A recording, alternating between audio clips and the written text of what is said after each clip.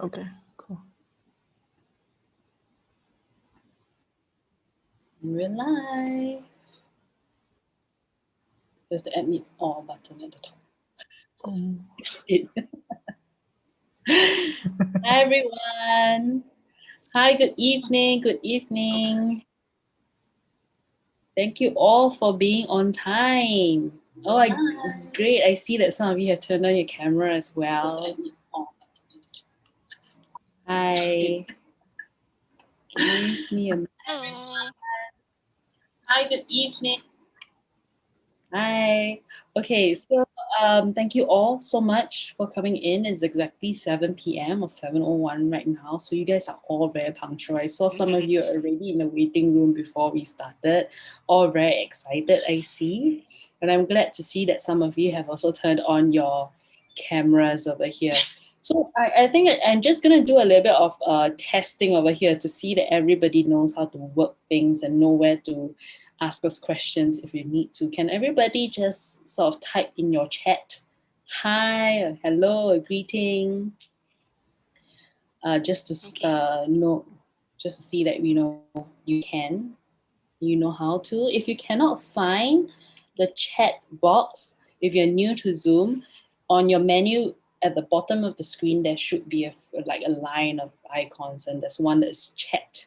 Click on it, your window will open, and then you will see you can chat over there.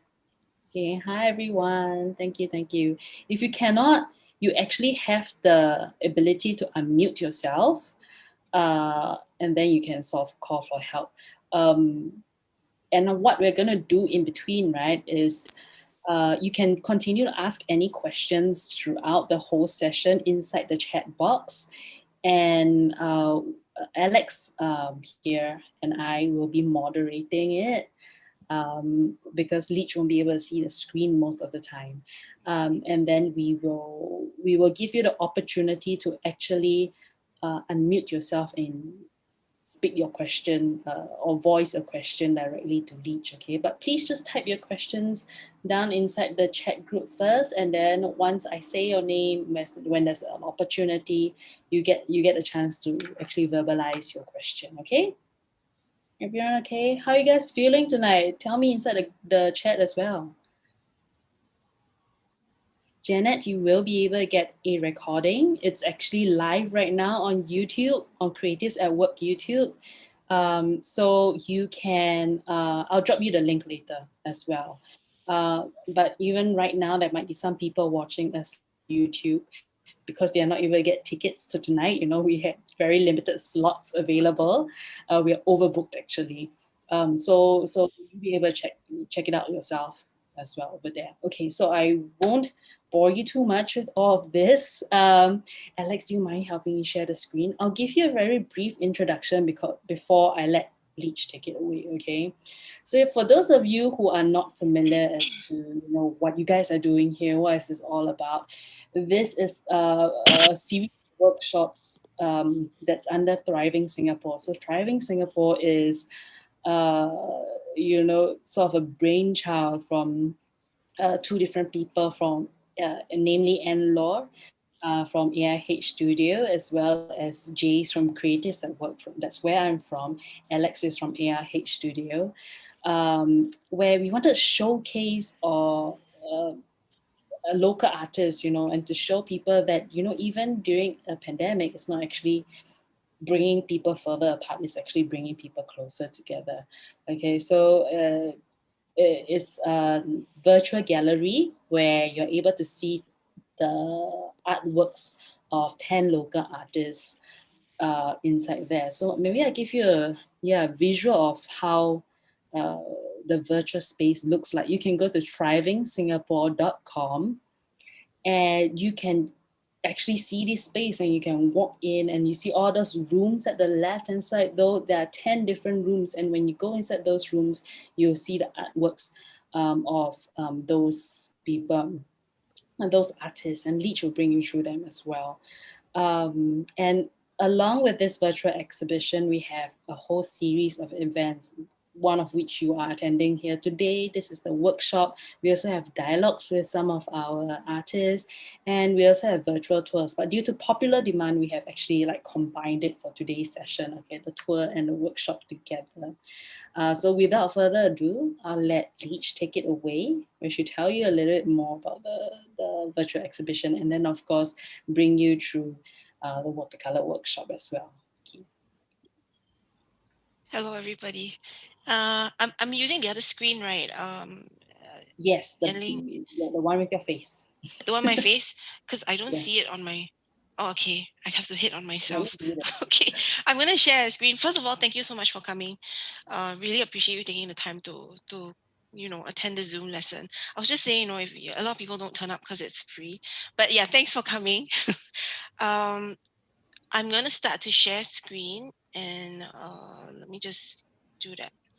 Sorry, my I'm very low in tech knowledge, so give me a minute to do this. Wi-Fi. Right.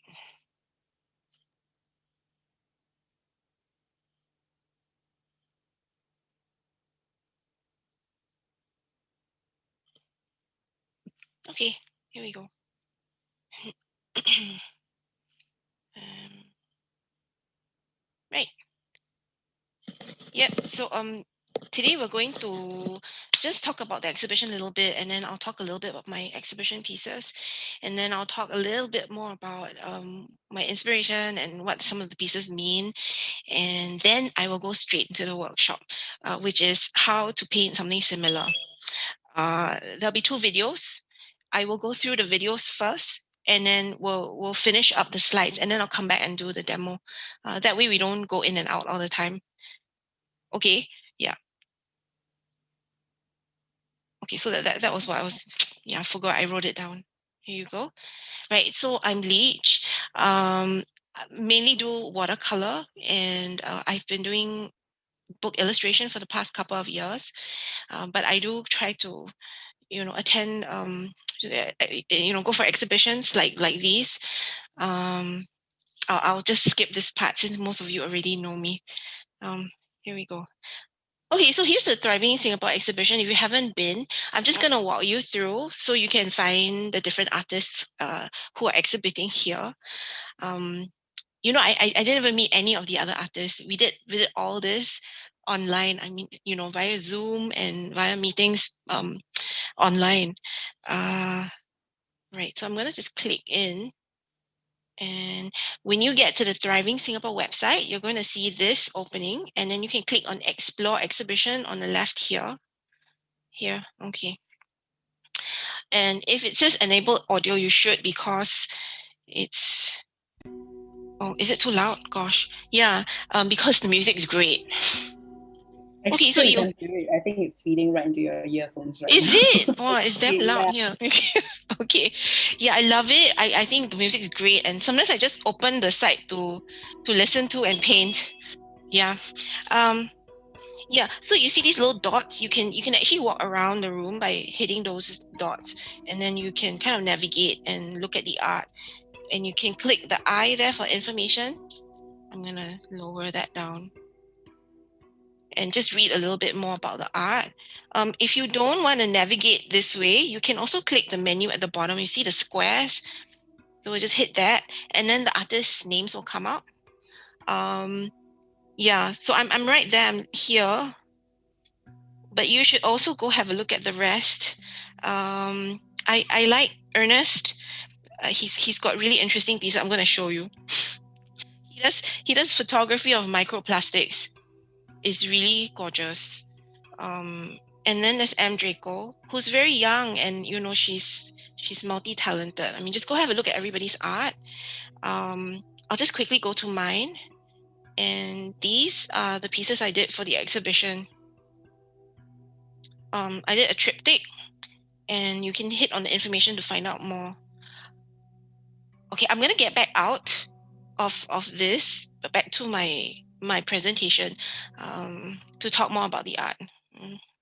So, oops, here you go. And right.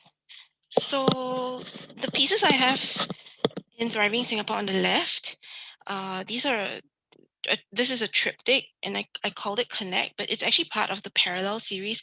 I think you've been following me since, I don't know, a few years ago, like 2017. You'll notice that I keep painting these sorts of landscapes. Yeah, so each of these pieces is titled differently. One is bridge, one is tree, and one is city. And so if you look at, I suppose if you look at the orange one, that's tree, and you may not see any trees because it refers to super trees. So if you look at the background, you see the huge looming, almost industrial-like monoliths. Those are the super trees. And then the purple one, you can see it's got a shears bridge. I don't know if you could recognize that. I did show it to somebody, and she said, "Oh, that's shears bridge." I was so happy. I think most Singaporeans might be able to recognize it. And the bottom piece is the green one is city. So I was really super honored that it was given a special mention by Miss Low Yan Ling, who's a MP and a Minister of State for MTI in the Ministry of Culture, Community and the Youth. Yeah. So why do I do these pieces? Gosh, I don't really like realistic art. I really like transforming what I see and not depicting it as everybody sees it. And these pieces act as little prisms, I suppose. I'm just going to skip over to the next slide to talk about the theme of some of these paintings. I think some people, when they look at the paintings, they feel a bit sad. Um, it is part of my intention. It feels a bit sad and lonely and maybe even introspective. Um, I try to capture this thing called liminal space. It's an in between space, an in between place. Um, it comes from the word liminal comes from the word limen, which in Latin means threshold. And when you go to the temple, and then there's a door or gateway that you have to step over. That's a threshold. Your mom will probably tell you, like, please don't step on the step. I don't know, Asians will know this. You have to cross over it. So this particular gate is a liminal space. It is not here and it's not there. And that's what I'm trying to capture. And liminal spaces can be very regular things, like train stations where there's nobody, or underpasses where it's lonely and there's not many people, overhead bridges, streets with nobody and it just street lights. It can also be a time. So times like when you're sleeping and you're just about to fall asleep. So between consciousness and when you're sleeping, or when it's sunset and sunrise, that kind of in between feeling. It's inside this in between space that you get this strange disorientation, a little discomfort. And inside this space, it's easy for you to pause and try to think about transforming or renewing yourself. In fact, the whole of 2020 has been sort of a liminal year, if you think about it, because we're not here and we're not there, and it's kind of like in limbo. And that's really what I want to capture in these paintings. Okay, enough. Okay, next. So these are some of the inspiration. You can see on the right side, that's usually what I paint. And I spend a lot of time watching clouds. Okay, so other pieces, most of my pieces for the exhibitions are about A3 in size, but I do smaller pieces.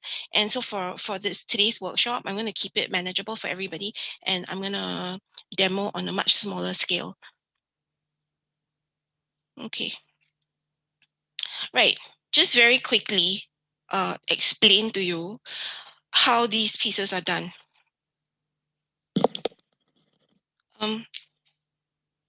So most watercolor paintings, right, they're made of two basic steps. One is the wash and the other is the layer. The wash is the background that you see, and the layers are subsequently layered on top of that wash. So most of these paintings are done the same way as a wash and a layer. And then I add in some details. For example, mountains or buildings, clouds, grass, trees. They can be done wet on dry. That means wet paint on a dry surface, or wet and wet. which is wet paint on a wet surface. You can also do other things like lift, taking a brush and lifting what you have already painted, or layering very, very lightly so that it's still very, very transparent. You can see from the left picture, there's some areas which are kind of, the buildings are transparent. They give it like a ghostly kind of feel. That's done very transparent on semi-wet paper. Also, some of the details are done with special brushes. For example, the transmission lines I've done using a rigger, and I'll show you later what it looks like. Some quick tips. Please, if you want to do something like a landscape, you don't have to do a huge piece. I think a lot of people think like landscapes have to be a full sheet of paper, imperial size or half imperial size, or at least A4. There's no shame in starting small until you know how to control your water. Go ahead and just do very small pieces. It's more manageable that way. I think also very important is please use watercolor paper. A lot of people don't succeed not because they're bad at watercolor, but because they're using bad materials. That's not to say you should use the best. Just use something that helps you. And out of all the materials that you will be buying, like paint and brushes, palettes, paper is the most important. So at least use a good student grade paper or a semi-cotton paper. The other thing is, please pick colors that play well together. So sometimes when people tell me their colors don't look good, I usually ask them, did you tried it? I mean, did you mix them together and see if that's what you want?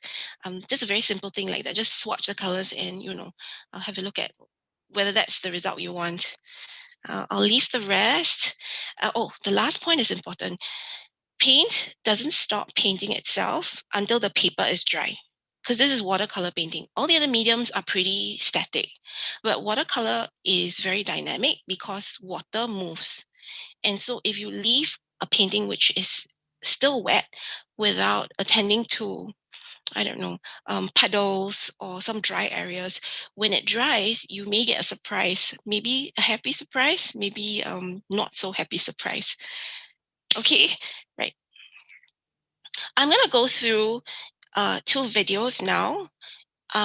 One, they're both pre-recorded just to get things going. And then once these are done, I'll come back and I'll do a proper demo on watercolor control and how to wet your paper, as well as maybe if we have time, demoing a piece. Okay, so I'm gonna talk as I play the video. Does anybody have any questions? It's like absolutely quiet. I'm scared. So far, it's okay. Okay. I think they're very engrossed in watching you. Okay, I can't see anything. I can only see my screen. Thank you. Yeah. So for Okay, I'm all gonna of you go. who, as you're watching and you have questions, feel free to put them inside the chat, and then we'll bring them up later after the demo. Okay, so this first grid, I'm doing a graded wash. So graded means it's from darker to lighter or lighter to darker. You can see that when I put my brush down to the paper, I have a sweet spot, and I can see that the diffusion is just right. If you don't see this diffusion, it either means that you've got too much water on your paper or too little. I'm also using the natural depletion of this brush. You see that it's getting lighter. To create a graded wash. So I've just washed off the rest of the pigment. I've come back to the bottom of the grid, and without adding more water or more paint, I'm just blending upwards into the dark area. Okay, and the last thing I usually do is I will pick up the excess. This is very important. If you don't pick up the excess, there'll be some backruns. Okay, so the next one is a variegated wash, which is two colors. I'm gonna put a blue and I think a red. This is dark blue indigo by Schminker, in case you want to know the colors. Can you see the diffusion lines? So that's like a nice sweet spot. It's also lightening up. I'm going to start at 3/4 way. I'm going to wash off the paint. And then I'm going to come back with, I believe this is purple magenta. And I'm going to meet the edge and go all the way 3/4 way up. I'm keeping the strokes really close together And because it's wet enough, you see the lines, each individual line will diffuse, and so you don't see the actual line that you first see when I put the brush on the paper. It will kind of move on its own and settle into the paper, and that's why it's super smooth. So most times if you get lines, right, and it looks very patchy and uneven, it's because you've missed the window, and or it's too dry on your paper, or your paper is drying, or you haven't loaded up enough paint. There's a variety of reasons. Okay, so this must be 3-color variegated. I think I'm using cadmium yellow light. I'm going up halfway in the grid, and I'm coming back with a purple magenta. Put it just above the yellow so that I have the original red. If I place it straight on the yellow, I'm just going to get orange. So now I'm going backwards to get the orange. You can see there's a line there. What I'll do is I'll wash my brush and blot it well so that I don't introduce more color or more water. And then on this line, I'm just going to blend it down into the paper, keeping the strokes really close together so that each diffusion melds into the other line. And getting the dark blue, going down into the magenta to get a little bit of the purple. Okay, so that's done. Okay, so for this one, I'm going to add in one detail done wet in wet. So remember I said that most paintings are done with a wash and then plus a wet on dry or wet and wet or wet and wet detail. This is a wet and wet.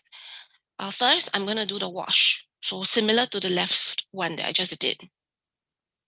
I'm doing the same thing, getting the orange, and then right. Please fix things before you move on. So I think at this point I thought, oh, it's a little bit not very saturated. So I got more pigment and I went back in to darken up the magenta. Okay, so this is the blue. I mean, just take note of the lines. You'll see that although they appear when I first touch the paper, they kind of settle down. Okay, right now I'm using a rigger. You can use any small round brush to do this, and I'm layering wet and wet. So while the wash is still wet, I'm going to drop in some paint. I'm using purple magenta and also dark blue indigo to drop into the wash. And as I continue dropping in, I increase the saturation of the paint because the paper is drying. And so if I add any more water, it's going to backrun. In other words, I'm responding to my paper conditions as I paint.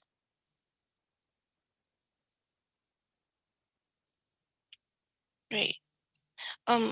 Yeah, with the clouds, the rigger actually helps you keep it random, so that you don't look like you're stamping clouds or your clouds look kind of wonky or weird. Okay, so I've left that to dry and now I'm continuing. Now I'm just showing you the difference between painting tightly and painting loosely.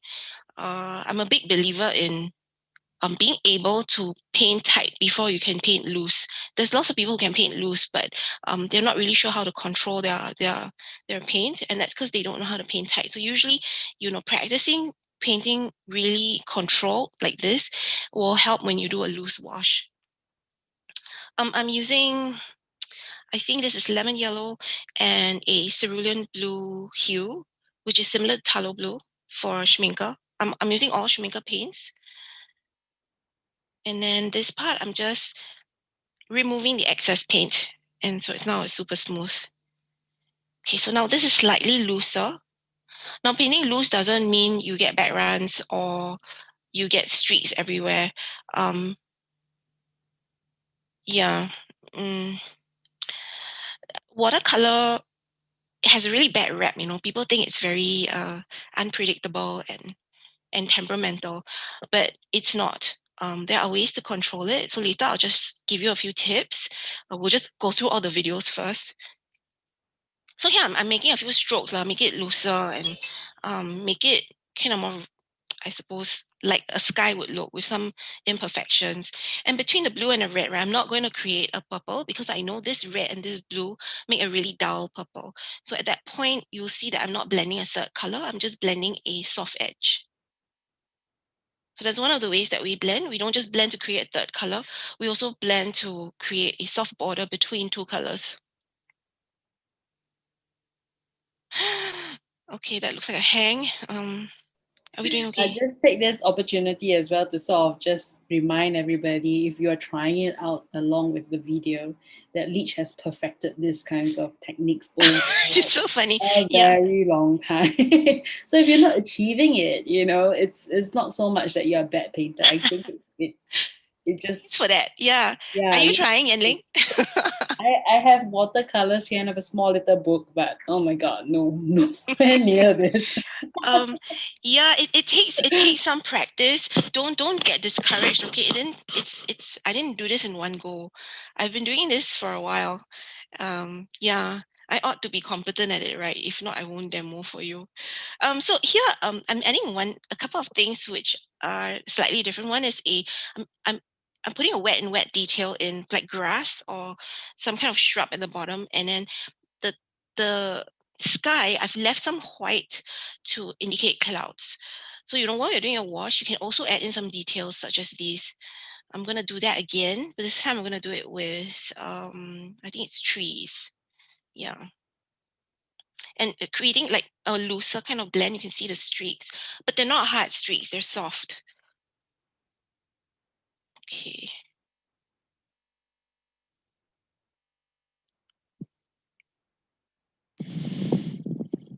Right, I'm just creating a background for the trees and making sure that it's the right amount of diffusion. So if you look at that, you can see the tops are they're looking like foliage. And as I paint, right, I'm going to add more pigment rather than more water. Uh, Here you see the trees. You can't really see it here, but maybe later I'll bring up the dry picture of this, and you'll see that there are some details. While you're painting, some things don't look very clear, but trust me, when it's dry, you'll see it. So I'm putting in some details of trees here with a higher saturation paint. Do not go in with something that is more watery than your wash. You will wash away the paint that you already put on the paper. Um, so I'm now going back to what I did because it's dry.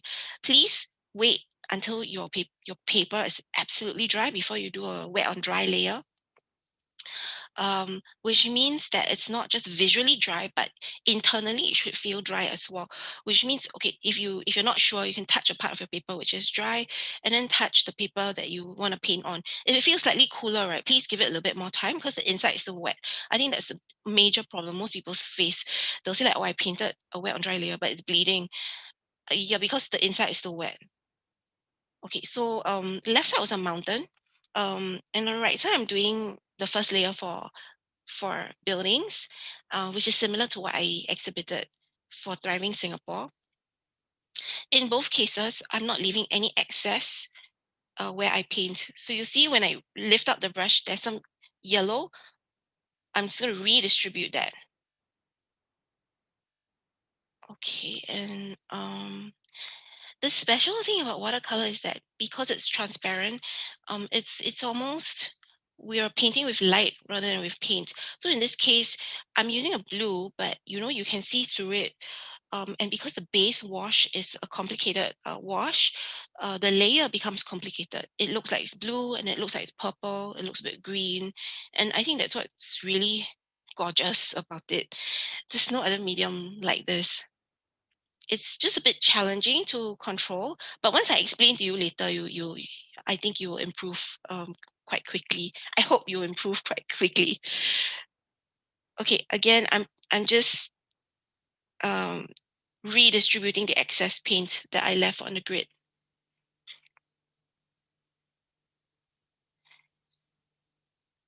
Mm, I don't know if you noticed, but when I first painted that wash, it didn't look very bright. But now that I've placed a darker layer on top of it, it does look much more vibrant. Um, Contrast is important for watercolor painting. The more values you use, right, the more 3D and the stronger the illusion of light. Right. So somebody asked me before, like if I miss the window, if I finish my wash and it's dry already, how do I get the wet and wet effects? So here I'm showing when you re-wet the paper, so that you can get this kind of effect. This is the second wash, and I'm picking up the excess. I'm also going to add in some backruns, which is you're going to add in a little bit of water to push away the paint that you already deposited. Usually this is considered a mistake, but we do use this for textural effects. It's just a matter of controlling the water. And Leach will be further sort of demonstrating what she means by backgrounds and some Okay, of the yeah, um, right. demonstrating here as well later. Second layer, right, for the mountains or anything that you're layering, you don't have to increase the saturation very much. You can actually use the same saturation of the first layer, or just slightly darker. It looks darker because there's two layers. If you add more saturation, it's going to look super dark too quickly. Okay.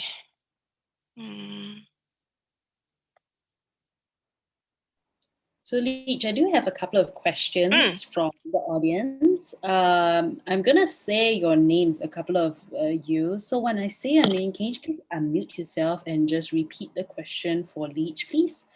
I'll get to all of you, but I'll just pick a few right now. Janet, maybe ask this so everyone can hear it as well. Hi, Janet. Hi. Oh, it's lovely. Just wondering whether your paintings are your already painted parallel series paintings are available as postcards. Okay.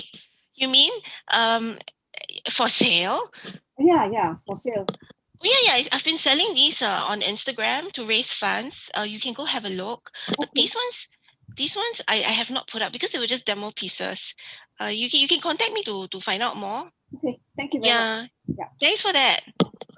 I always get a surprise when people want to buy art. Thank you. It's so pretty. I mean, like this would be perfect as a postcard. I have one from Laura Ramsbottom as well. Oh, from the UK. Yeah. Hi there. I was just wondering if you could give me some tips as to how to remove the masking tape when you're finished your work, because I have problems with the paper coming off, and just wondered if you had any tips. Yeah, I paste the masking tape on myself first. It's not very glamorous, but yeah, sometimes the masking tape is kind of tacky. But other times it could be the paper. It might be the paper that you're using. Because when I use different papers, I know which ones will tear and which ones won't. Maybe it's your paper. Well, the other thing I do, right, is that I don't leave the masking tape on for too long. I usually paste it on when I'm about to work. And then if I'm going to do it tomorrow, or maybe not tomorrow, maybe a few days later, I may remove the masking tape first and retape it when I'm about to start again. This reduces the time, the glue is in contact with the paper, and may reduce the probability of tearing. Yeah, I hope that will help. Thank you for that. Yes. I want to ask you another question regarding masking tape as well, Lee. I think this is someone who obviously has no experience. Do you use a particular type of masking tape? Because I see that some painters use a specific type of tape. Do you need to? Not really lah.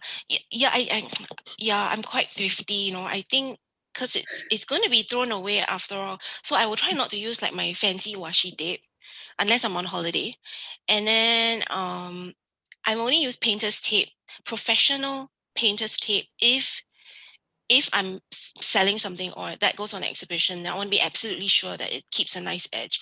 Then I will use like 3M tape or painter's tape. But otherwise, it's just a regular masking tape I get at the stationery shop.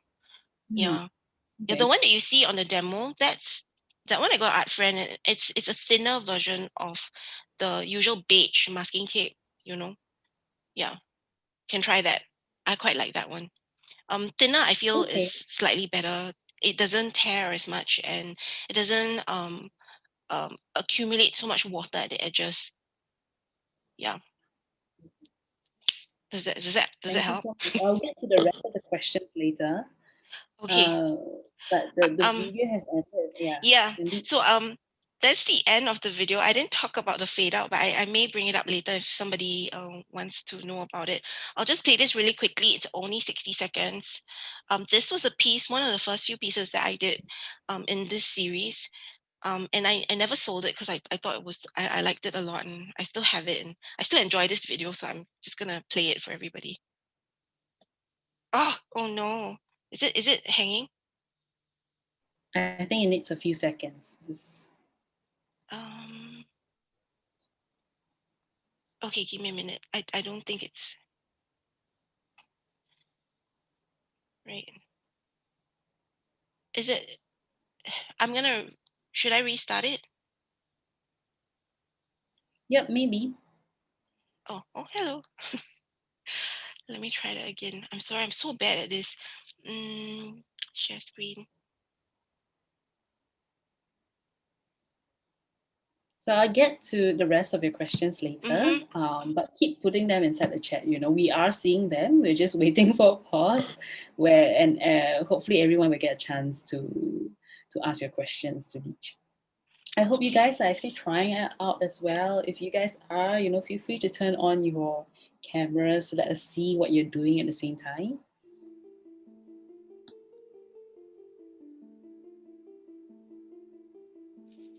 So this is usually the size that I work for the exhibitions, like A4, A3 and above. For this piece, I've actually drawn out some of the buildings, but for the rest, it's by freehand.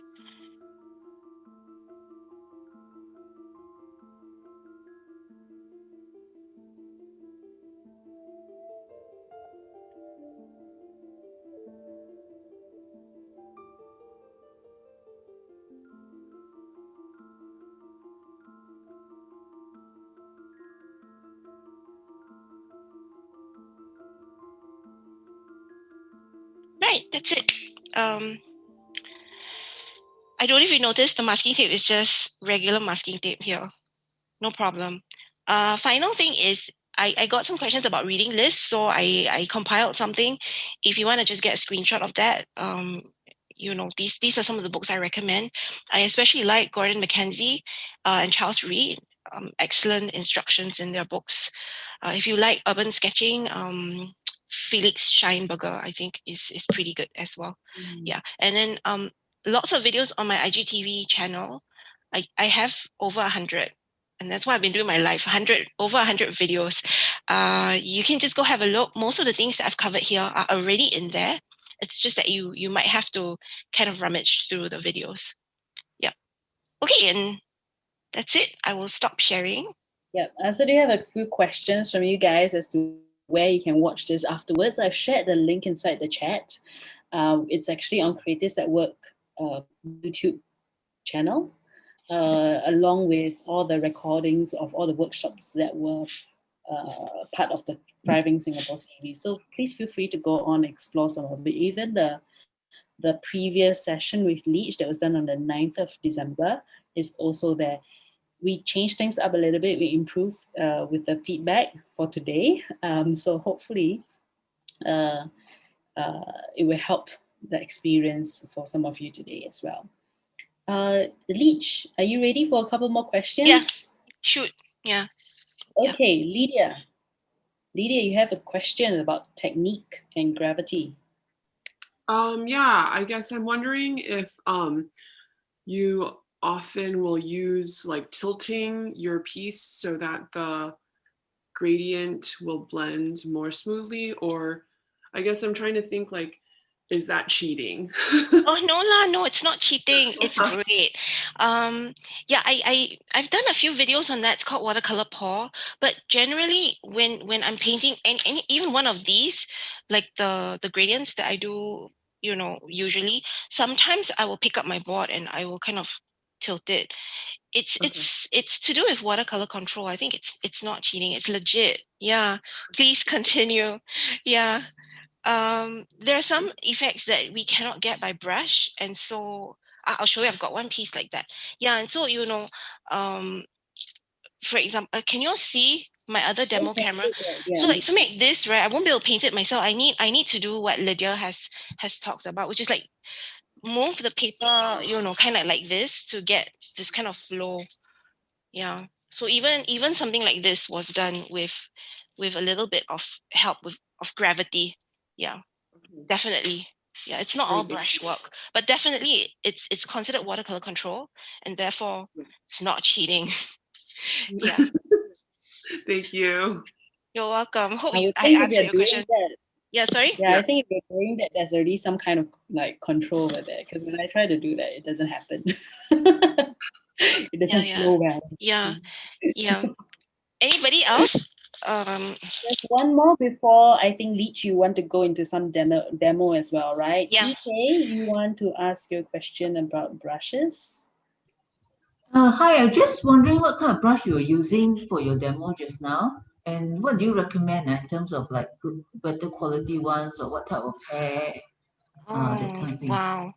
Yeah. When I conduct classes, I don't actually recommend any particular brush to students because we all kind of paint differently.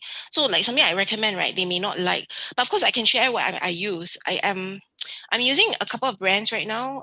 Mostly it's let me see. So for this particular painting, it really depends lah. I mean, let me see. So usually I use Raphael. I don't know if you can see. So Raphael, wait, let me just zoom that up. Today I've got zoom function. Is that clearer? I'll just leave it here. Yeah. Let me clear the table. Here. Can you see it or should I zoom some more? So I use Raphael and let me just zoom up a little bit more. Oh, okay. Is it better? Can you see it? I use mainly sable brushes. I do use some synthetics, but mainly sable. So Raphael is one of them, Colling-C sable. And then I kind of also like Winsor Newton 7 series. And I also like this one, which is Pro Art from the UK. Gosh.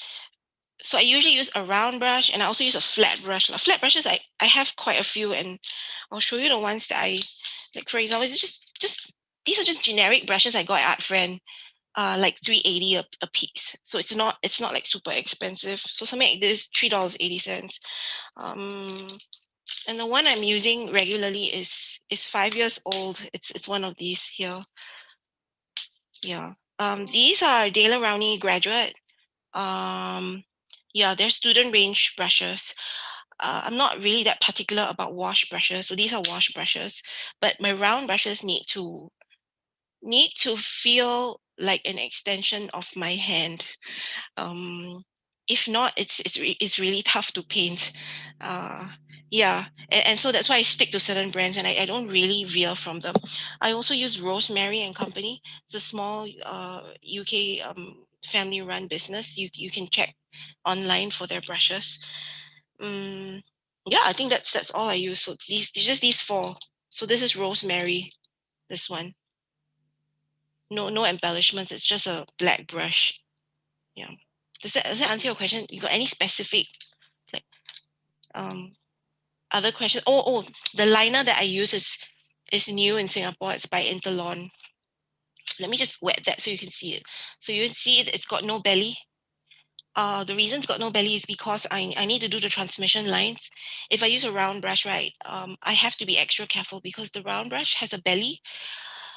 If I press a little harder than I should, it will widen up and my transmission lines will look a bit awkward. So sometimes I'll switch to a rigger because the rigger, even if I press harder, maintains a consistent line.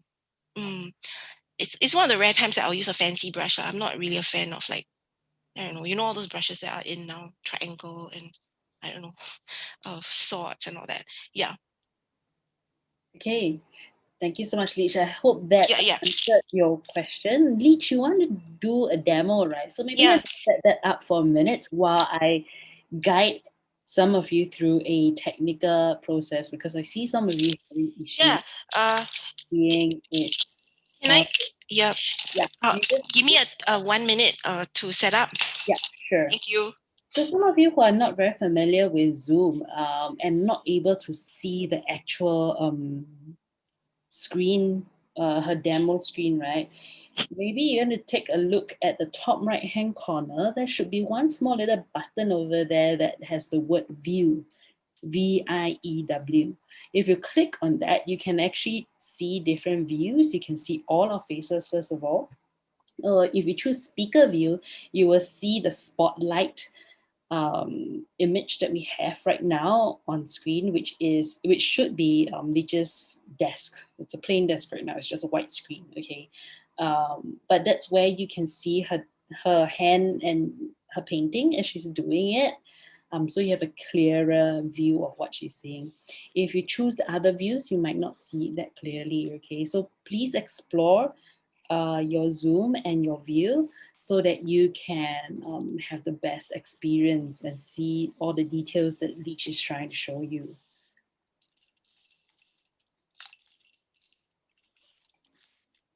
Okay, we see Leach. I'm back. Hang on. So let me just get a brush that I can work with. As you're going through, maybe I ask you one question. Which is your go-to brush? If you only have one brush to work with, which one would you go to? Right now, I'm with Raphael. Sounds like my boyfriend. Yeah, Raphael is my brand. Yeah, let me see. It's the one with the orange backside. Yeah. Oh, you can't see the backside. Yeah. So it's here. I need to unzoom. Oh, hang on. Hang on. Later. I'm sorry. There's a bit of lag. So here we go. Yeah. So it's this particular brush. Raphael, can you see it? Yep. I've been using it for a long time now.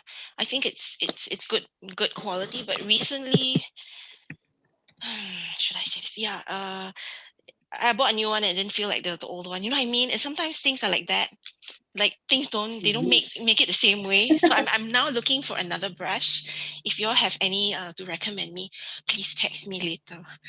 But yeah, I'll still use a Raphael. Today I'll be using the Pro Art because I'm just got used to it.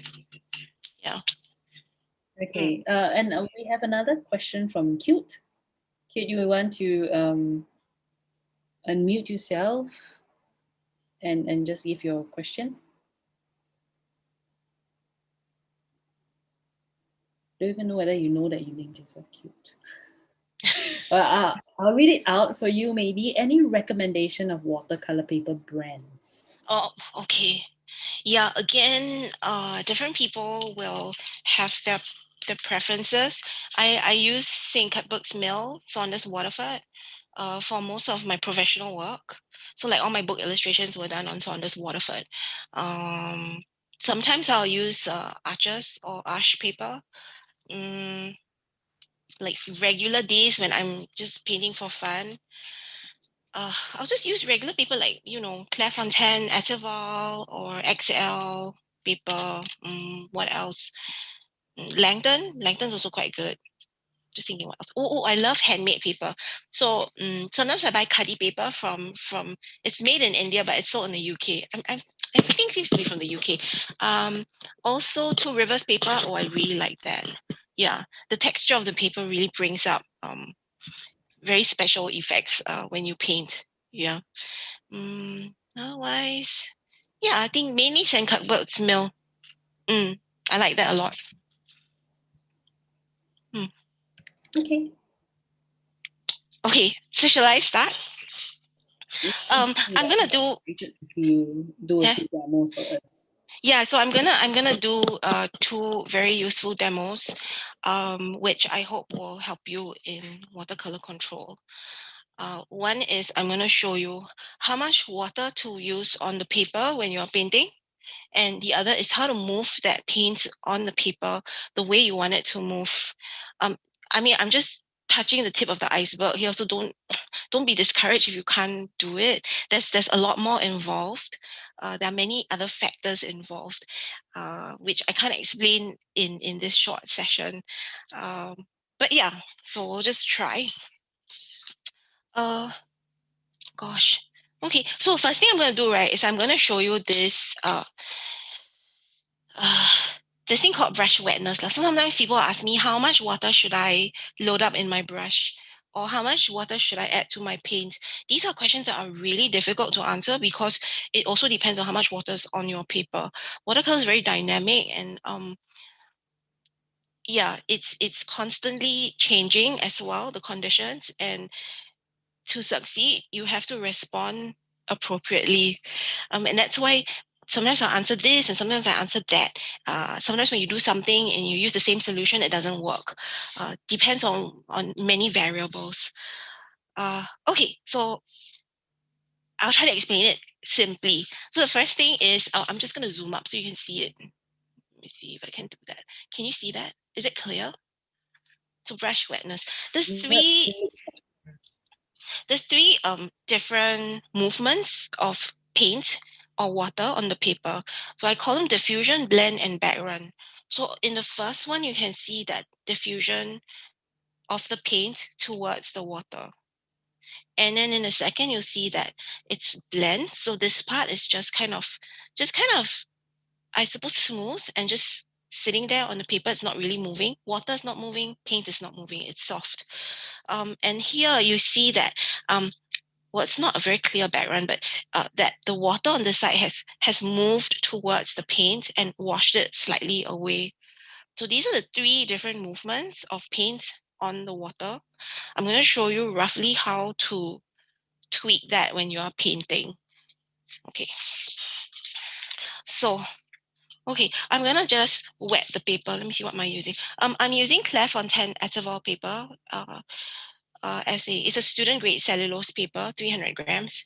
So what I'll do is I will tint the paper with this water. Usually this would be plain water. I've tinted it so that you can see how wet I'm working. So this is too wet. I'm gonna just take back a little bit of the water I placed on the paper. And I've got a towel just about here. It's just outside of my camera view. This is super important. I need this because every time I'm painting, I will tap on this towel to control how much water is in my brush. If you're not doing that, then you may find it very difficult to control your water. Okay, so let me just hydrate the. Right.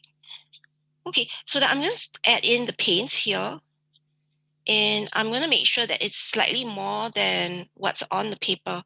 So you can see, I don't know if you can see from, I'm going to zoom some more. Can you see it moving? So I'll just do a little bit this side. So these lines, right, these are diffusion lines.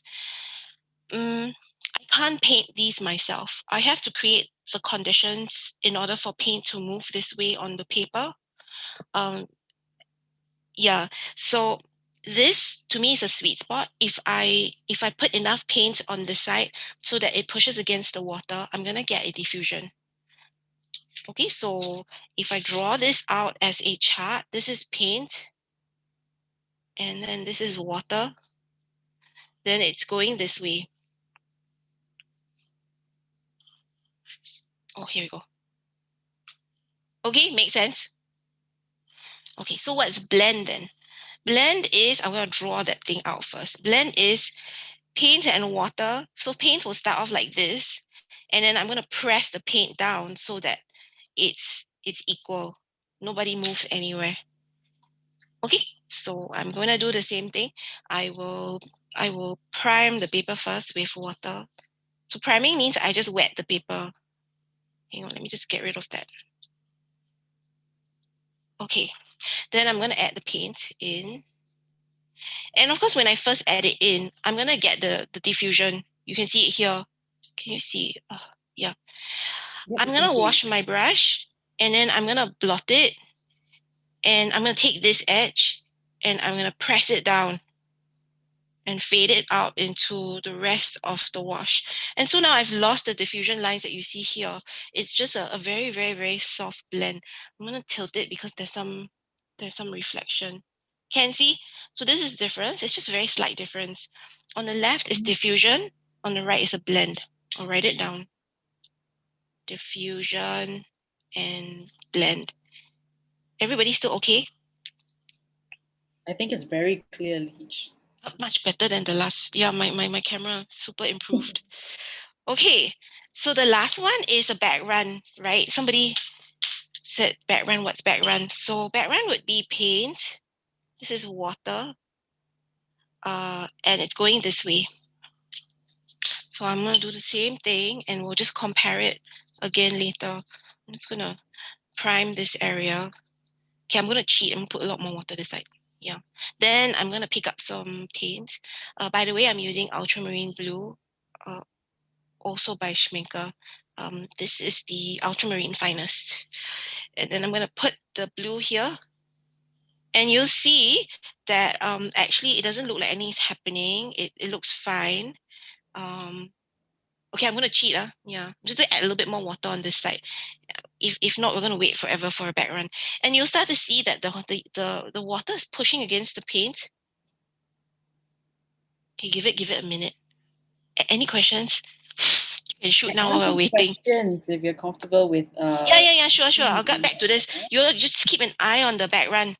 Yeah. Okay. I actually did have some here. I missed someone just now. Lydia had another question. Do you want to ask about the layering of paint? Lydia, are you there?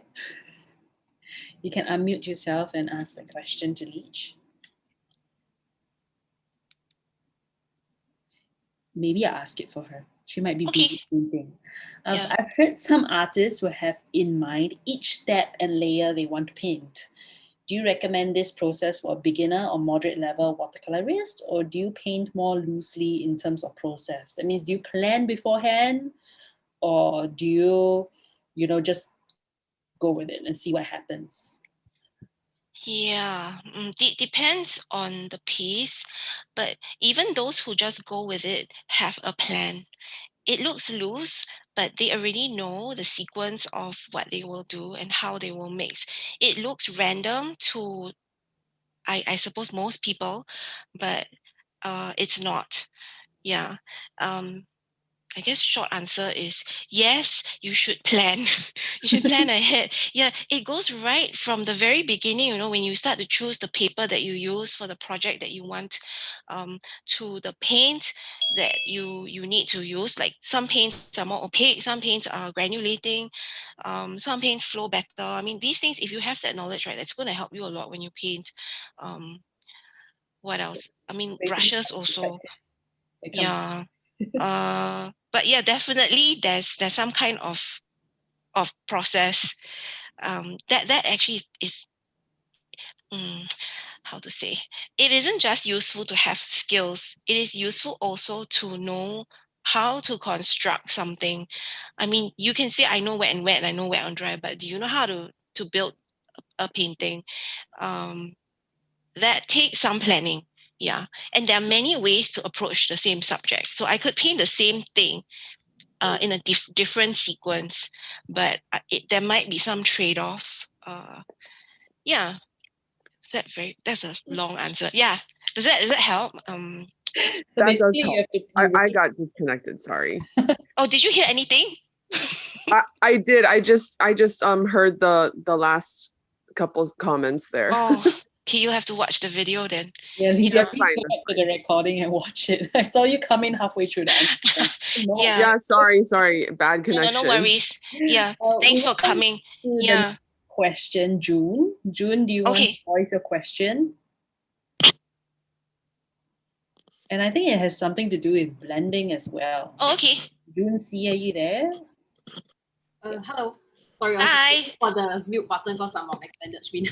Thanks for sharing so far. So my question is, just now when I saw that you used the smaller brush to do the cloud, and the effect is very nice. But I realize sometimes when I paint, for example, if I want to add a red color to a blue black background, something like that, and sometimes the result, depending on which red paint I'm using or which shade, sometimes it gets muddy because of the influence of the color. Yeah, so is it more of a paint issue or the technique? Just wondering any tips on that. Yeah, I when I teach, I always give permission to the students to blame their materials. the old adage that, you know, a poor workman blames his tools, that's rubbish.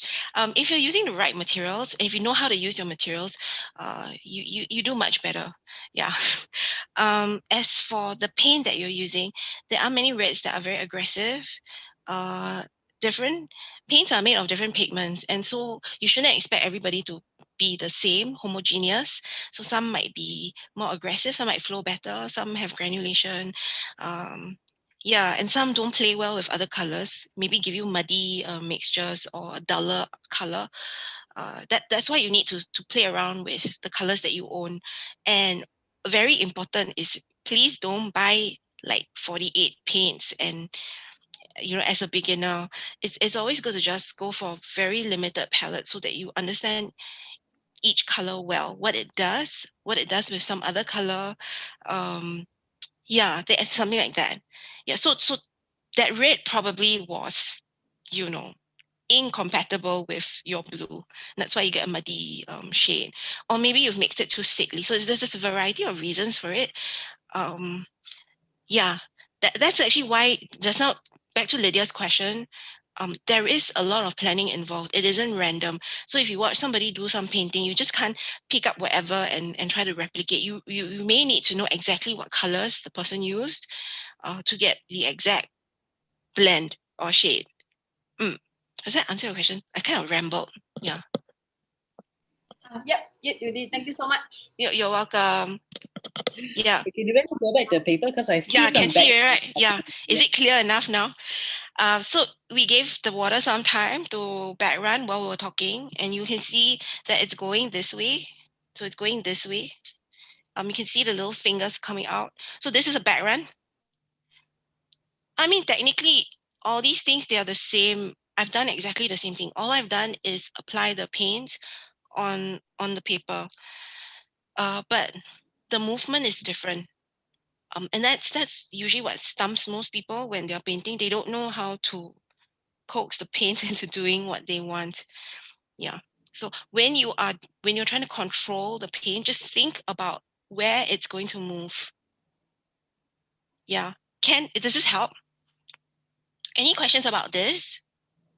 Not for now. Okay. You guys, if you think of anything, just continue putting it in. We'll come back to it later if we need to. Right. So the next thing I'm going to show you is paper wetness, and I've got a little chart here. And gosh, let me shut my, and so I can pull it up. I can't really zoom in because it's large, but I think you can read it. It looks quite clear. Everybody okay? Yes. Right. You can. So the other issue is paper wetness. Very often people will over wet their paper because there's something called the watercolor window. You know, when you paint and then you're painting something, and if it dries, right, that's when all your problems start to happen. It gets patchy. One part loses color, another part, you know, is darker. It's yeah. If you don't paint everything within that window before things start to dry, you run into trouble. So on average, from the time you touch your brush to the paper to when the water on the paper dries, you have about 3 to 5 minutes. That's not terribly long. You have several options. You can use a paper which will hold the paper longer, hold the water longer on the paper, so that you maybe have 6 minutes or 8 minutes. Or you can rehydrate. So there's problems with rehydrating as well. The other way is to manage the wet areas. If you can keep some areas consistently wet, you may be able to finish everything in a go. Yeah. It sounds very abstract probably when I say it to you. Okay, so why did I bring this up is because that window is so small, most people will wet their papers much more than required. This is the most common problem that I see when people come to class. So I'll show you how to wet your paper. So what is too wet? I'm gonna just come back to this. This line is the paper, and this is the water on top of the paper. So just imagine that. Okay, there's also water that's inside the paper. We kind of overlook that, but we have to remember that paper is absorbent as well. So at some point, it's going to hold some water. That's also going to affect the way that we paint. So here is a paper that the first one's very wet.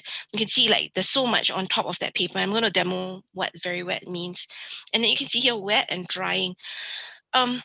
Most times the sweet spot, that spot where you get the diffusion, will be on the wet or drying level. Okay, not very wet. Very wet, nothing much will happen, as I'll show you in the demo. And then dry and very dry. So on dry, you see that the inside here is still wet. So this is when most people, you know, when they're layering, they'll say, oh, I actually layer and I was going to make sure the paper is dry, but it's still hard bleeding. This is the reason why it hard bleeds, because the surface is dry, but the internal, you know, inside the paper is still moist. So that's why you get a hard bleed. If it's very dry, you won't get any diffusion at all. The paint will just stay on top of the paper. So this is a quick, I guess, chart for you to understand how wet your paper should be and what kind of effects you'll get from the wetness. So at the bottom here, I just made a little, I have to shut that again, sorry. Yeah, you'll see here the effects are quite different. So when it's very wet, right, usually the diffusion isn't very defined. And that's when you can kind of tilt the paint around and it will, you move around with gravity. We sometimes do that as a technique. It's not a crime lah. You can wet it to that level sometimes, but most times it's between wet and just a little bit drying like this to get this diffusion. So sometimes we wait a little while so that the diffusion isn't that large. If you're working on dry to very dry, you see the dry, you got a hard bleed. Very dry, you've got a clean edge. So wet on dry, you get a clean edge. Wet and wet, you get a fuzzy edge. Okay. I hope that was a quick summary. Everybody okay? Still following? I think it was very clear. Yeah, I think you're clearer this week. Yeah. Right. Okay. So I'm gonna show you what I mean by too wet. Okay. Again, I'm gonna tint the water. It should be plain water, but I want to show you, so I have to color it. And right, if you see this, so remember a lot of people, when they prime their paper for a project, they tend to overwet it because they feel like this is going to extend their time on the paper. Does it extend their time? Yeah, it does, but it also reduces control. And so I'm gonna just tilt it and you'll see that, you know, it kind of swirls around and it's just too much. This is too much. Now, if let me just make some paint. I'm just off camera mixing. Okay. If I touch this brush to this puddle, I will transfer some paint, but not much will come out. And the reason for that is because the paper is just too wet. So I'm just going to touch and you see it's not really doing very much. And really, I have quite a lot of paint in my brush. You can see it's fat, right? But if I touch, you see it just looks like it's sluggish. Maybe I'll zoom it in so you can see. Sorry, there's a bit of lag. So I'll do that again. Look, it's just like that. Doesn't do much. Yeah. Yeah, this is the by far the most common mistake I see. Okay, so what is just right? I'm gonna write that as too wet, okay? So we remember too wet. This is just right. Just right is if when I wet the paper, it's just a sheen. So what is a sheen? A sheen is just a thin layer of water on the paper. I'm just gonna tilt it so you can see the shine. Can you see the other side? It's like, wow, this is the watercolor pour effect. Okay, so this side, pond over there. I'm going to do the same thing, and you'll see that I'll get a completely different effect. So once I touch the paper, I get a diffusion because it's just right. It's just right. And every time I lift my brush, there's a release and I get more diffusion. You can see. So I'll just do that. You can see that it's diffusing on its own. I'm not really doing anything. And the reason for that is because I haven't over primed the paper. But there's also something that, I mean, you could also under prime. So under prime means that I've left it for too long. So this again is another mistake that a lot of people make, which is they prime the paper, then they go and mix their paint, or they use the phone, or just, you know, la-di-da for a while. And then when they come back, right, it's too dry. And what happens is there's several layers to so several effects to this. When it's drying, the diffusion will be reduced. Sometimes we want that. We don't want a big diffusion, then we wait for a few seconds for just right to dry a little bit. Okay, so if I do it now, you see that with the same brush, and when I do this, I'm actually getting a much smaller diffusion because the movement is reduced now. The water is much less on this paper. So you can see much less. Okay, and if I wait too long, it's gonna hard bleed. And let me see if I can find a corner for a hard bleed. So this would be going to be a hard bleed. It's not evenly diffusing. It doesn't evenly diffuse because some areas are already dry. Some areas are still wet, so you get a little bit of diffusion. And then some areas don't really. Oh, see, and it's dry now. And you see like a little bit moving outwards, but not much. So this, and it's just a matter of seconds. As I'm talking, the situation changes. And that's what I mean by watercolor response. When you are painting, the situation changes and it's not always the same. So your response shouldn't always be the same. Any questions? Yeah. So far, so good. I did have one question as you move on to the next part of your demonstration. Okay. I'm just going to read this out very quickly. I can't remember who wrote it in, but they were asking what, do you prefer tube or pen paints? Oh, I remember that. That was Janet. Yeah. Right. Yeah. Yeah. I'm using pen because as an illustrator more than a exhibition artist, I don't work very large. A3 is probably the largest, slightly larger than A3 is the largest I've gone. And also it's very hard for this medium to go super large. So if I'm working with table-sized material like A4 or just, cards and that kind of thing, then I will work from pens because it's convenient. I like just opening my palette and then everything is there for me to see. Whereas if I'm working from tubes, and I actually have a whole bunch of tubes here, I still have to kind of rummage, okay, so I need ultramarine blue. Then I'll have to dig and look for it. It takes me time and I don't really want to do that. Yeah. So I do prefer pens just cause I'm that kind of artist. I work smaller, but doing an A3 piece, I will need tubes because I will use a larger palette to work with. It won't be on this already. I'll be using like sauce plates so that I can make more paint. Right now, for smaller pieces, I just leave the paint in these mixing areas that I make do with the amount that I have.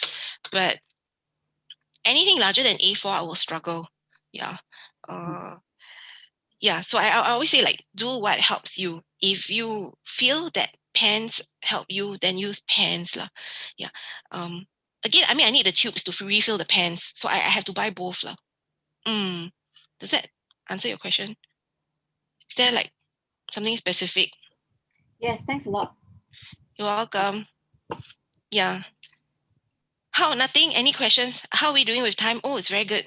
Yeah, so far we have 15 more minutes. So maybe you're going to go on to your last couple of sections or last couple of demonstrations, and we'll leave a couple more minutes, like 5 minutes more at the end for a question and a quick roundup as well. Yeah, so usually, I mean, in the last one, I did a wash to show you how I blend, but actually that was covered in the video. So if anybody's some, I don't know, suggestion, is that okay? I mean, if somebody wants something specific, I can try. I mean, don't ask me to paint a flower or what, but yeah, I mean, something similar. Anyone has any requests? If not, then I'll just do, Yeah. nothing.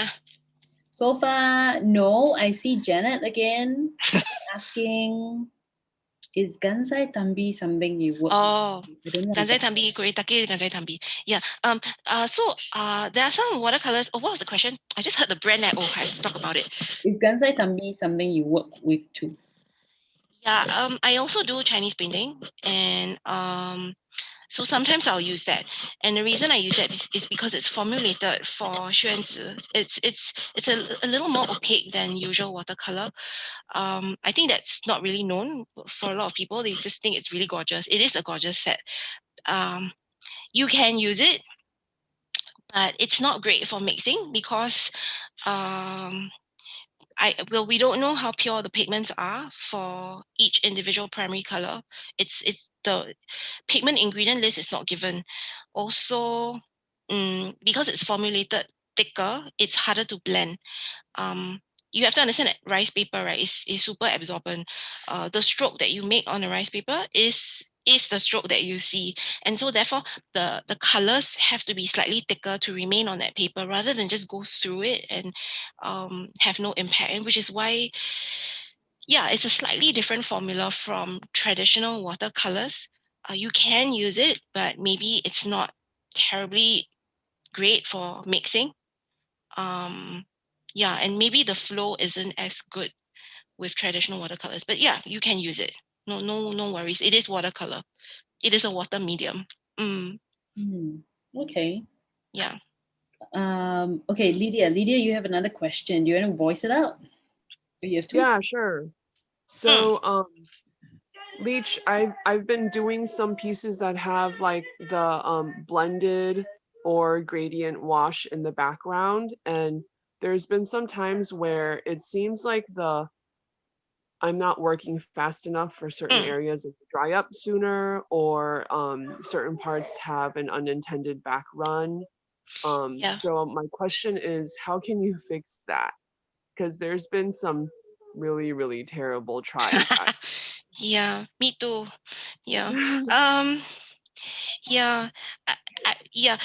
Things dry very quickly, but there's a way to manage the wet edge. Maybe if I do the demo, maybe I can talk you through it. You can maybe y'all just can ask me anything as I'm painting. Is that okay? Because we only have 10 minutes, so yeah. I'm just going to go ahead and maybe do a blend of sorts. Maybe something like this, just a blend and a wash, a wet and wet wash on top of it. And this was actually what I talked about. You can just about see the detail of the trees, which you did not see in the video because it wasn't dry on time. It didn't look like I was doing any layers, but it's here. So I'm gonna maybe do something similar and show you how to manage the water. And you can see a little back run here. That's okay. It's watercolor. You want perfection, you use a computer. Yeah. Right. Yeah. Okay. Let me mix out my colors. Yeah, I'm just gonna use whatever I have here. So just a mix first. I will never work direct from my pen. That's for sure. I always put it on a mixing area. I think that's one of the reasons why that Kure Take Gansai Tambi isn't working out for a lot of people, is because the pen size is very big. So most people just work from pen to paper. You do still need to put it on a mixing surface. Yeah. Okay, so I think I'm using a cadmium red, a yellow medium, and this should be magenta. Sorry. Okay, as you're doing that, answer question. Yeah. Is doing that, you guys can ask any other questions that you have. I think I myself, I just learned something that you have to mix it off the. Yeah, I know, right? It's just such a simple thing, but it's not your fault, because in school you just use those little cakes. You work directly from that, ma. Nobody tells you you have to mix. We're mixing because we want to check for the color and how thick the paint is as you need. So this is the saturation of the paint. So I should demonstrate that backwash thing as well. Like make a mistake. Okay. No. I just want to ask another question. Yeah. Do you paint wet on dry as well, or do you just like recommend wet on wet? I mean, again, it depends. These techniques are not peculiar to any genre or subject. They're meant for everything. So as you please. So although this is done completely wet and wet, and this one too, all the exhibition pieces were done with a dry layer. So I won't be able to get this hard edge without doing a wet on dry. Yeah. Yeah. So it really depends. Whatever I want, whatever you want, you should be able to do. It shouldn't be it shouldn't be like by luck, you know, or by praying. So Yeah. really Okay. the result that you want. Yeah. And of course, there are many rules when we are painting, but not all the rules are meant to be kept. We learn them so that we can bend them or break them as well. So don't think that it's if I say don't do back run, then it's wrong. It's not. We do use it. Just we want it to appear at the appropriate time. Yeah. Okay. Right. We have time for the last demo before Yeah. we wrap Yeah. it up. Sorry. Yeah. I hope. I'm just using a You're on regular. stage. I should have picked a smaller sheet of paper. It's huge and it's going to take me ages. Right, I'm using a 3/4 inch flat brush. It's synthetic. I got it at Art Friend. It's Taylor Rowney Aqua. Oh no, this is Graduate, which is a student range. Here I'm checking for how wet I've primed the paper. I will pick up any excess, and then I will also even out any parts that I think are not ideal. Right. And then I'm going to just shove this up here so you can see. So I'm going to start with, should I start with this? Yeah, okay. I already put my brush in the yellow, so I'll just do that. So I'm just going to go. Yeah. Okay. So you can see I'm going to be quite systematic. I'm just going to bring the wet edge down with me this way. I don't know if you can see it. It's just a little bit of a shine. I'm going to tilt my paper so it doesn't get in the way. Can see, so it's quite smooth. Please don't do this lah. Like just lift your brush or flip your brush. That's not going to be helpful because the distribution of paint is different from one side of the brush to the other side of the brush. And then as you go, keep your brush strokes really near to each other, and then just keep going. Okay, and I'm always keeping an eye on the wetness of the paper, so I'm checking to see how it's diffusing on this edge. If it's not diffusing well, I need to work faster. That's my cue to chop, hurry up a little bit. Okay, so now I'm going to go for the red, and I'm just going to put it out here. And I'm going to go upwards first because this part will be for the purple. Then I'm going to go back down to get the yellow and make an orange.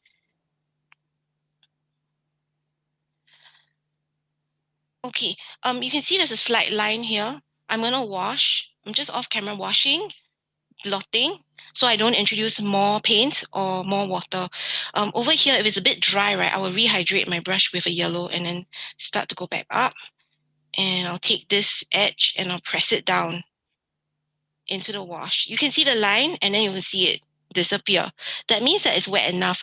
Back over here, you see the diffusion line, so I'm pretty safe. It's still wet. I'm taking the blue, I'm just putting it here. Okay, then I'm going back down to catch the red to get the purple. And then I'm gonna stop and go back up again. So there's some you can see that some streaking. I'm gonna say if it's not a big deal, don't have to fix everything because you know how watercolor is. The more you try to fix it, the worse it becomes. I mean, some things you just have to let go. But let's say I want to fix it, then I'm gonna check first for wetness level. I feel like it's still okay. So I'm gonna go back in with the red and I'm gonna fill in this area which is slightly lighter and there's this line. So somewhere here, let me just mix that out a bit. Okay, then I'm gonna go back down into the yellow. And now that I'm doing it, right, I can see can you see the diffusion rate? It's much less. So I know I'm in a little bit of trouble. I'm gonna wash and blot and get my yellow. And what I'll do is I'll even out the color, the wetness. I'm coming back with a little bit more water and coming back here to meet this edge so that the wetness level is about the same, so that nobody moves. Let's keep going. Okay, I will let go at this point. I think it's not so bad. It's quite smooth. The last thing I do is I'm gonna wash and blot my brush, and I'm gonna pick the excess off between the paper and the masking tape. This will prevent some backruns from occurring. The background happens because as your paper dries, the paint accumulated in this junction here is going to go into the drier paints and give you problems. Yeah, so you may have to do it a few times if it's very wet. So don't think that you've done it one time, then you are okay. Paint doesn't stop painting itself until it's dry. Okay, and if you want to be really careful, right, please use a round brush. I'm a bit lazy to change. And so, right, it is, it's not too bad. Yeah, it's quite smooth. It's quite smooth. What was I supposed to show? Streaks, is it? Streaks, huh? I'm not sure, Lydia, whether that answered your question, but to me, I think it did. Instead, she was asking about unintended backruns. I think you did show that. Okay, right? I can. Okay, so you see, this is the evidence. It's perfect. It's okay. Now I'm gonna show you backrun. So backruns happen when you don't know when to stop. That's very important. So for watercolor, please, if it's quite nice already, you can just leave it. Some people at this level, they think like not nice. They want to fix something. They may go into their paint and just take what they've made from just now. Now listen, as this dries, right, if you use the same saturation level that you used just now, it's going to backrun because it's more watery than the surface of your paper. Does that make sense to you? You have to follow the wetness level of the paper. So as this dries, I need to be adding more pigment, not more watery, mixture. So for example, now if I go in with my yellow, right, and I go back in and I do this, you can see it's quite wet. Can you see? Quite wet, right? Yes. Okay. Well, maybe I should pick another color. And as I go, right, I don't know if you notice, it's getting a bit lighter. It's not getting darker. It's going to turn up a little bit. So this is a slight backrun. When I introduce more water, then maybe it's not, the yellow is not showing up very well. Can see or not? Very slight line. Can you see that? I can see it here. Yes. This is going to get worse as it dries. You won't see it until it's dry. Then you'll get a shock. And then you'll be like, oh, surprise. Yeah, okay. It's getting worse. Can you see? Just, we can talk it out and wait for it to do its thing. So that's one of the things that watercolor does, is that it paints itself while you think you have done your part. It's doing its own thing. And then when you come back, like, oh no, I've got a line. You've got a line because you introduced something that was wetter than the paper. Yeah. So Lydia is asking, how do you fix it then? Sorry? Lydia is asking, how do you fix that then? Once it's accidentally done. Yeah. I'll be the first person to admit that watercolor is unforgiving. Yeah, it is. It is unforgiving. That's why we have to practice and we have to understand it. How do I fix this? I will hide it. I will hide it with a layer. I mean, it's just one of the things that we do. We improvise, lah. Cannot be perfect one, right? So does that mean that you wait until it's dry, entirely dry, and then you go back? So there's two ways to do this. You can wait till it's dry, just like you suggested, Yanling. You can wait till it's dry, completely dry, not just surface dry, but inside is also dry. Then we will redo the wash and even it out. And by doing another layer, we should be able to cover back this little bit. Actually, it's nothing. You can't really see much. Okay, so the second option is to re-wet this paper while you are, take a chance lah. So at this point, I will re-wet. I wouldn't do it lah, by the way. No, not at this level. Maybe slightly wetter, I would. But can you see the rest of it is quite dry already? If I do anything at this point, right, I'm going to be washing off paint. I won't be applying anything because the paint has not adhered to the paper. I need to wait for it to dry so that it will adhere. But if it's still fresh, it's still suspended on top of the paper, I can still manipulate it. But if it's like halfway drying on the paper, if I go in now, I will probably ruin it. Well, you want to see that? I can do it. I mean, I can prove to you that you'll be in trouble if you do that. Yeah. So for example, if now I think like, okay, I'm gonna fix this, I'll just get some yellow here, and then I'm gonna try to push it up lah. Okay. So as I go, can you see? Oh. It's getting, this is wet and this is dry. Every time I have a wet on a dryish, I will get an edge like this. This is a hard bleed. I'll zoom in. Can you see? So if you want a hard bleed, you can go in when it's semi wet or dry. Sometimes we use this to make texture. It's quite nice lah. You see, it's not so bad. It's not maybe what you wanted at that point, but let's say you do. This is a nice textural effect that you can take. Anything else I do now on this paper will lift rather than. Can you see the lift? Yeah. I feel so bad. Look, see, it's all white now. Cause the gum Arabic hasn't glued the pigment down onto the paper. So anytime you touch paper at this kind of situation, this kind of drying level, it's a little risky lah. Yeah, like this suicide. Yeah, it's just not gonna work out. Of course, I can go all the way and just rehydrate the whole thing. Yeah. So let me just zoom out.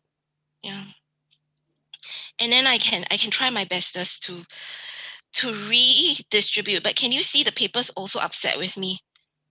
The paper is warping a little bit. Okay, when it does that, it means that it's full of water. It doesn't want any more. So please stop. Okay, so it's slightly better lah, but it doesn't look anything like how I left it just now. Moral is, yeah, know when to stop. Yeah. Speaking about stopping, knowing when to stop, thank you so much, Leach. Oh, just nice. Yeah. Yes, we have come to the end of the workshop. Thank you so much. I myself have learned so much, even though it's the second time technically I'm watching it. But I've learned so much. So thank you so much for sharing, and thank you for everyone for being here with your questions and your curious minds to learn everything. Again, if you want to watch, you can go to Creators at Work YouTube channel, and it's there. Our recorded versions are all there. You can go back and take a look at it, and maybe think along with it. Pause it whenever you want. Leach has her Instagram as well, where she has demonstrated in detail a lot of these techniques. And you can go and take a look at it. If you want to find out how to contact her, go to her Instagram. Leach, your Instagram is at Ching. Yeah, it's hard to find. Yeah. But you just check hashtag Leach Art. Yeah, you should find it. Yeah.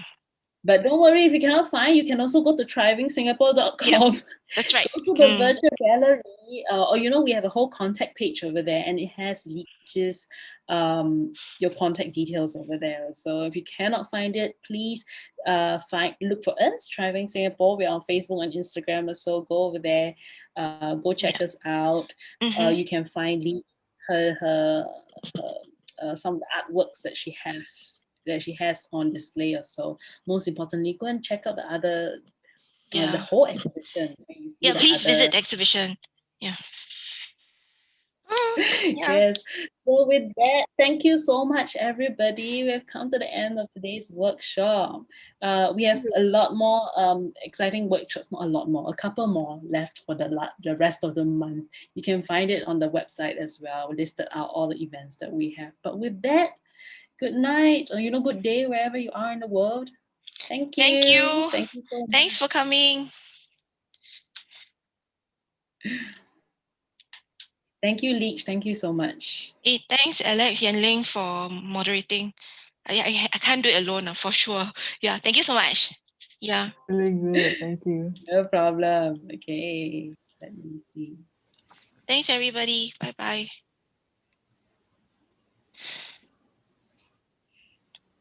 Okay, so I've ended the stream. I've ended the recording.